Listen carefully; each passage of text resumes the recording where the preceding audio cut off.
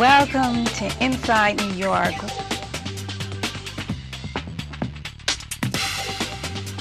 That's a great question. Thank you. Hi, this is Shaka Khan, and you're watching Inside New York. And this year's Tony Awards is the biggest night on Broadway.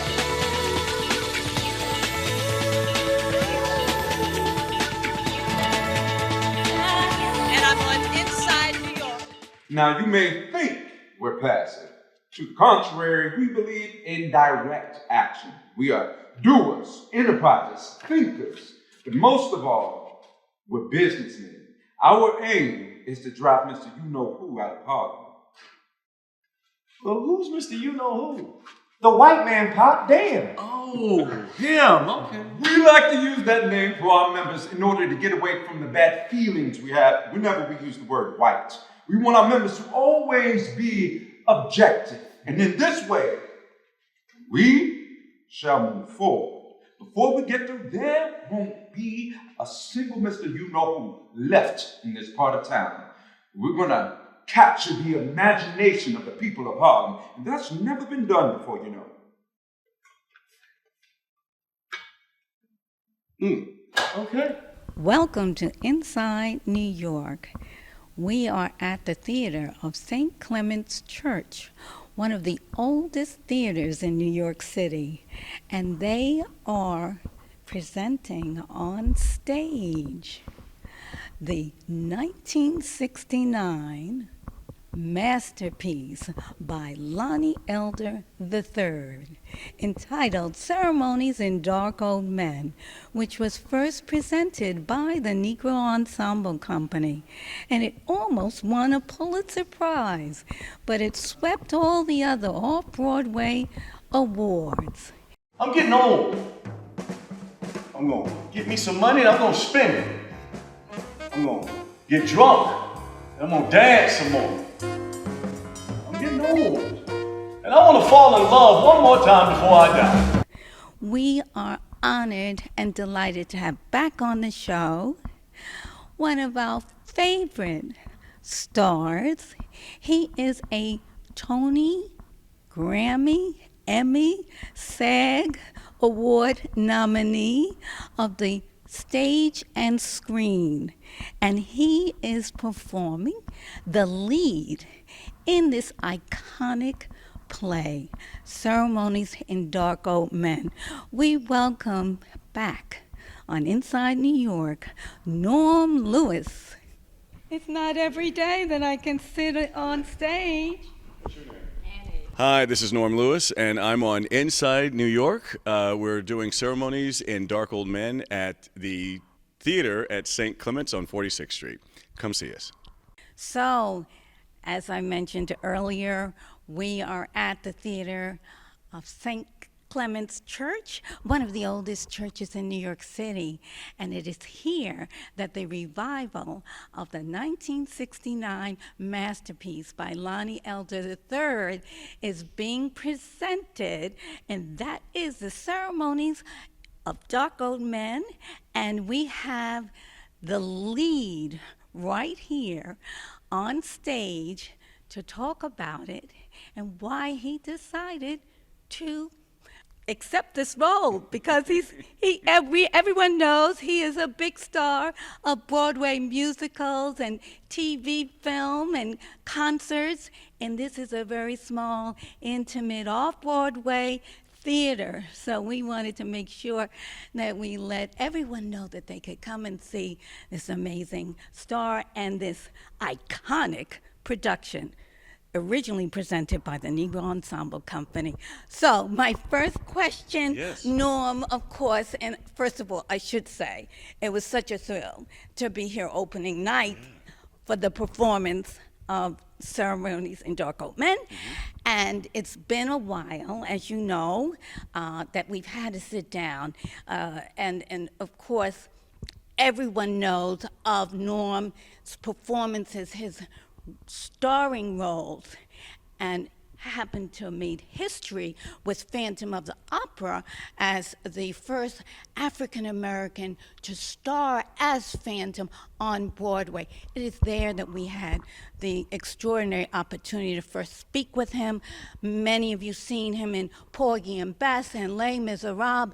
The list goes on and on. So my first question to you, Norm, is why, being the big Broadway star and TV star, if I didn't mention Scandal, which someone would mention to me when I was having dinner, oh, yes, Norm from Scandal, that, you know, why you would choose to be in this play that a lot of people have not even heard of, and in an off-Broadway production. So why? Well, I'm excited, first of all, for you calling me a star. I appreciate that. Secondly, secondly, this was, you know, the lineage. You know, the Negro Ensemble first produced this 40 some odd years ago, and just knowing that was just enticing in itself.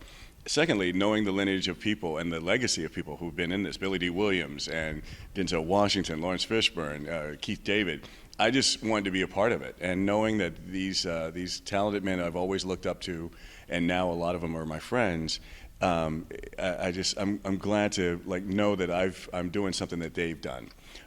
Secondly, I've never worked here at the theater at St. Clement's, and I've always heard about the successful shows they've had here.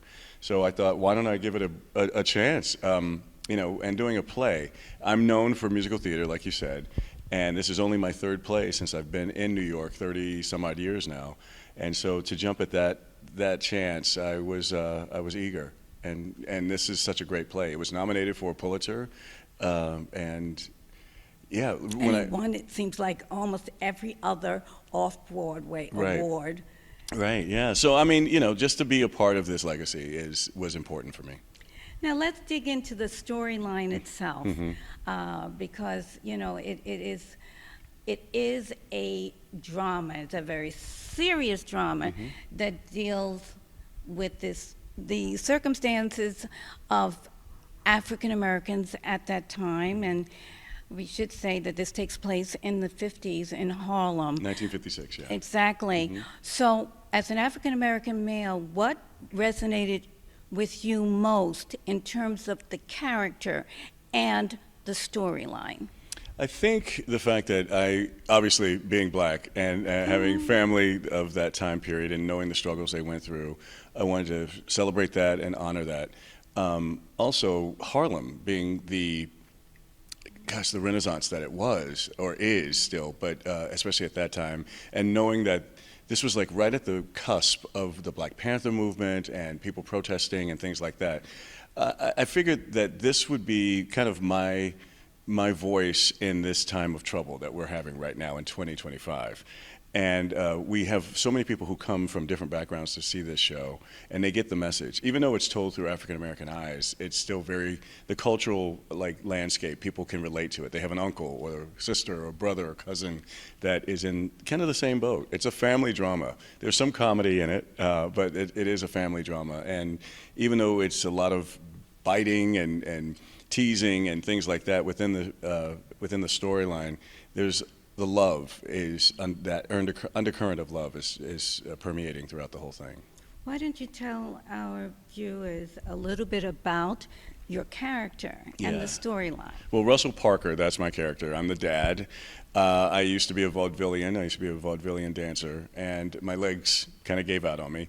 So I'm married. I have 3 kids. My wife has just passed. We kind of chose the date of 2 years ago that she passed away, so it's still pretty fresh.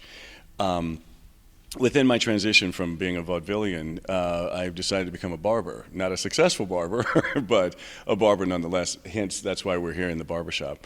My wife was taking care of me. You know, she was the worker bee in the family and kept the glue. She was the glue in this family and keeping it together. And she ended up becoming sick. My daughter comes home from college and decides to help out and helps my wife with the transition. But in that, she takes over the matriarchal role, and now she's working. And I guess I got comfortable with that. So she's the one that's doing all of the heavy lifting, where the 2 boys and the dad are still trying to find themselves. And it's that struggle of that that time period of masculinity and knowing who's the leader of the house and all that kind of stuff, and being prideful and all that. So it's hard to describe in like elevator pitch. Yes. But it's a family drama, and it's very dense and deep, but I think people can definitely relate to it, and I'm just excited of the audiences that we've had. Yes, and we should say that, I think one of the reasons you were saying that it's very relevant to this time is that Black people in this particular family did not have jobs available to them, Right. so they had to catch as catch can. Some people might view that negatively, but it was a fact of life at that time. So that's all I'm going to say about it without giving it away. Tell us also what you love most about Off-Broadway, because as you said, you've only done 3 plays, and how many of them were on an Off-Broadway stage? This is the first off-Broadway play that I've done. The other 2, one was on Broadway, which was Chicken and Biscuits. It didn't last that long, but it was a great run. And then I got to do Soldier's Play on the tour. So it was just fantastic to be in a play. It's something you use different muscles a little bit than you do in a musical. But to be in this particular play, I have to say, getting back to the storyline, it's so wonderful to work with Clement Davis, who was our director, because he gave us such insight into what a lot of the things meant in the text. We had no idea. They kept referring to the moving of carts downtown, and we didn't know what that meant. Like, and what he described to us was it was about, in that time period, there were people who would get these low-level jobs of moving carts around of clothing in the fashion district, and it was like, oh, okay, now we understand what we're saying.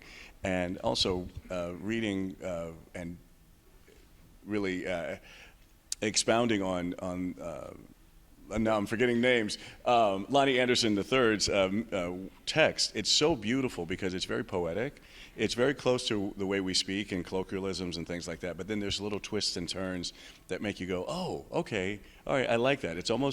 It's very musical. It's almost like Shakespeare. Yeah. Yeah, and I think that that's important to mention, particularly as I noticed on Broadway this year, after COVID, where we had this plethora of Black shows on Broadway, not just Black shows, but shows in particular by Black playwrights. Right. This year, I believe there's only one, even though we do have these phenomenal stars in Broadway shows. I think some people might be disappointed that they're not seeing these Black stories by Black playwrights. Why is that so important for their stories to be told in theater? Well, I had never heard of this play before, which is kind of a, I don't want to say tragedy, but it was surprising.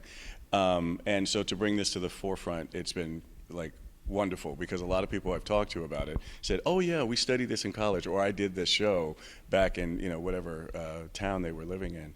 So it's important to bring those things out. I mean, there's a lot of revivals of other shows, so why not go back into the Culvers or Calvers or Caves or whatever to try to bring this to the forefront and do more of these kinds of things. And for those people who may not know, when did you know you wanted to be in theater? Oh God, that's a long story. That's a whole nother segment. Right, we'll have to bring you back in the have to bring me studio. back, but yeah. just a little tease. Yeah, I grew up in the church. I sang, and I didn't know I could sing until I was in high school, and that's when I found my voice. And it was more or less a hobby after that. When I got into college, and then even after college, I still worked a regular 9 to 5. But someone saw me sing at an event afterwards, and they offered me a job on a cruise ship. And from there, I met people, and they said, you should do this. And that was 36 years ago. Okay, and Yeah. the rest is history. The rest is history, yeah. I'm on your show. So, yes, well, fortunately, along the way, this great journey, and when you think about this great journey, I know that Phantom was one of your biggest dream roles, which to this day, everyone knows I'm just like, I can still get teary-eyed about it. Yes, and I wish it was still on, or that they would bring it back. Oh, they're bringing it back. It's coming back. Well, I heard a version of Yeah, it. It's not exactly. It's not. It's more of immersive. I don't know the full story Yeah. of it, but they are bringing it back, and so many people love that show. So And if you're not in it, I'm sorry you missed it. But hope brings eternal, Right. and we can look forward to that. But if you knew where you would end up today, looking back as a young person, what would you say to your younger self about this journey? good question. I would say don't be afraid. There are moments where you a little squeamish, a little like, oh, I don't know if I'm good enough, or that kind of thing. Just don't be afraid. I mean, hindsight's 20/20 in everybody's story, but I have learned from a lot of my mistakes. I've learned from a lot of the failures, and what people have said, or the term is fail forward. So as long as you don't wallow in that and you can move forward, I think that's the lesson that's learned.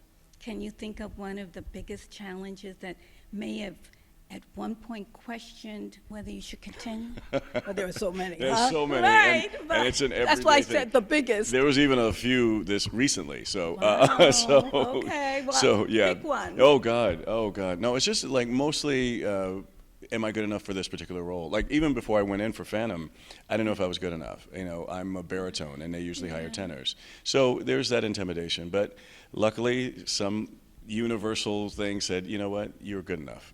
Yeah. And I remember you saying on that other interview, just show up. Just show up.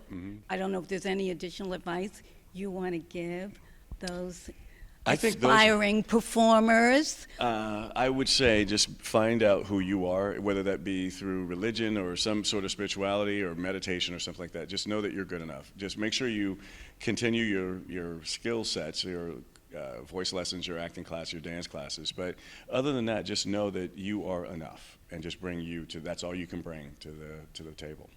Was there any one person that inspired you? Oh God, there's too many. Too But many. Yeah, Who's it's at too the many. top I mean, of the list? I would say Sidney Poitier, definitely. And people like Harry Belafonte. Those are people who looked like me and I could relate to. Johnny Mathis, who I think I get a chance to go and see one of his last performances very soon. What else? There's so many people. So many people. Exactly. Yeah. You performed in front of the Pope. Yeah. So what would you say, looking back, are maybe your highest moments through the years outside of Phantom? Is that one of them, or is there something else you'd like Well, to I was mention? honored to be asked for that, but I mean, there are many high moments, and that might seem little to other people. I would give an example of, I did an off-Broadway show called Captain's Courageous, a musical with Treat Williams, God rest his soul. But I had 4 lines in that show, and for me, knowing the authenticity of those 4 lines, where they came from, because I was the only black in the show, and I was like, this is interesting, because they were trying to teach us a different Massachusetts accent, and it felt wrong. But when I did a little deepy, that's a new word. When I felt a Okay. little deep diving into the character, I found out that they would hire people from the Caribbean, and so that gave me the key to open that door. It's like, oh, I'm going to do these 4 lines in a Caribbean accent, and it just felt authentic. So that was a highlight for me. Small things. Absolutely. The Tonys are coming up. Uh-huh. Have you seen a number of the shows on Broadway? Only a few, because our schedule has been so tight. Right, But it's I been will very say short. that Death Becomes Her has been one of my favorites. Obviously, my good friend Audra McDonald and Gypsy. I've heard a lot of good things about Sunset Boulevard. So this year is going to be full of a lot of great things, and that Tony Awards is going to be great. Yes. Yeah. If you were to retire, which we pray never happens. Me too. Okay. But in looking back, because it's been over 30 years, and that's a long time doing theater. Absolutely. And you've accomplished so much. What would you like your legacy to be? Well, this is for me, singing, acting, all that stuff is a gift. I mean, obviously you have to hone those skills, but one thing I can say that is positive about myself, without trying to sound conceited, I'm a very nice guy, and a lot of people like to work with me, and so I want to keep up that reputation. So I hope that permeates. Hopefully they'll think I'm a good singer and all that stuff, but I want them to go away saying that he was a really nice guy. And For sure, for sure. I first met him at the National Black Theater Festival. It was one of the earlier trips that I went to many, many years ago, and I was shocked. He was in Scandal at the time, that, you know, he stopped and he was so approachable. And when I said, hey, you know, in Phantom, I'd love to have him come on the studio, that was 14 years ago. Wow. It was a big get, and he was just as humble as he was when I saw him at the festival, and he always is. So definitely we can all attest to that. What do you hope people come away with in seeing this production? Why is it really so important to be seen now at this time? Well, I mean, the show itself, Outside of seeing you, of course. this entire cast is fantastic, and Ceremonies and Dark Old Men is just a great production, and I think people can dig deeper into Lonne Elder III's work and do more black theater. That's it.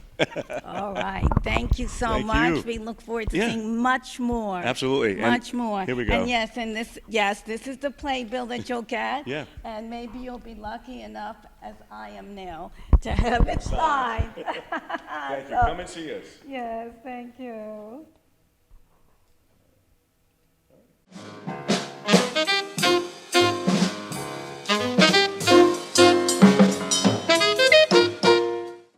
I'm sick and tired of wasting time and worrying about whether I live naked in the cold or die like an animal.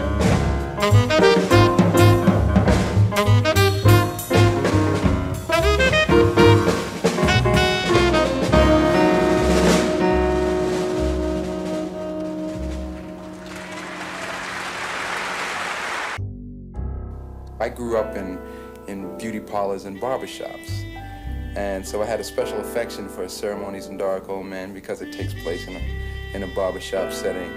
And I said to myself when I saw it, this is like what my life was about. And it was one of the first opportunities where I really saw a part of my life reflected on screen, and I felt as if I belonged.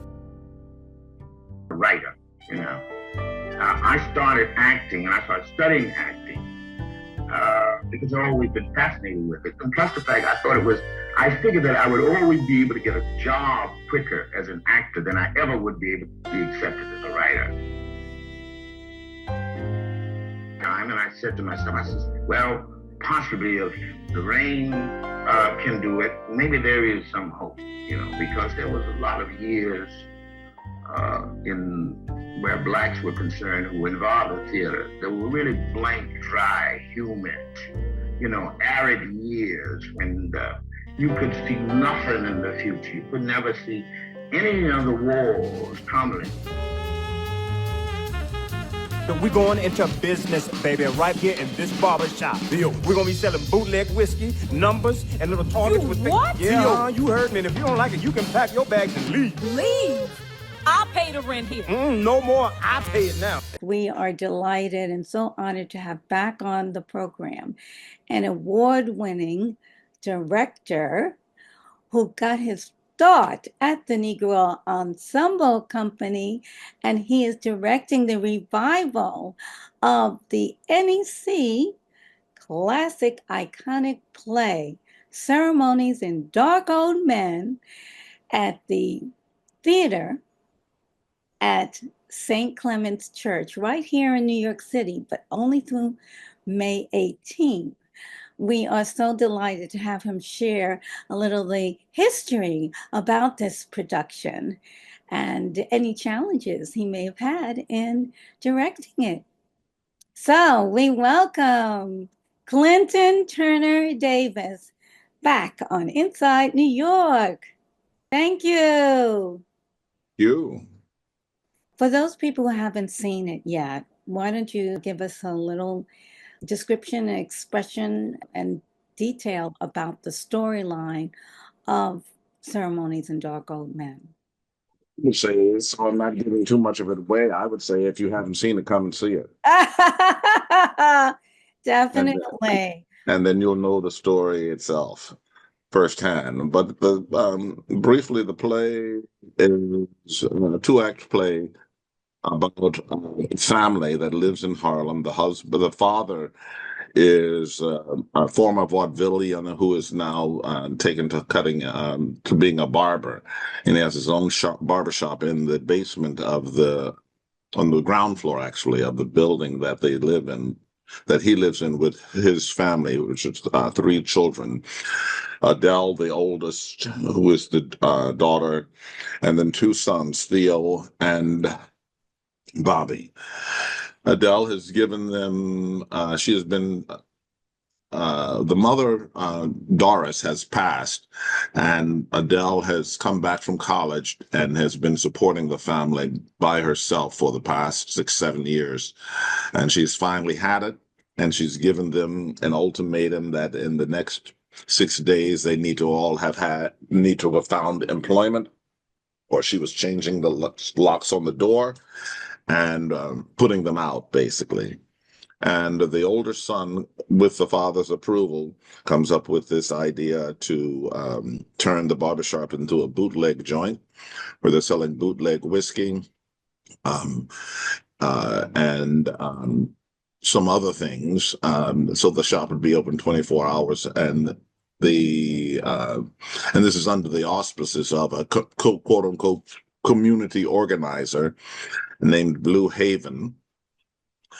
And over the course of the play, things develop and take strange and interesting turns. Let's put it like that, until the play ends tragically because of the decision that they've made. Okay. What could you identify with most? I mean, I'm sure you can identify with all of it, but And we talked about this on several occasions throughout the rehearsal process. Is the idea that no matter how things change, many times they always stay the same. And if you look at the play in its time, in 1956,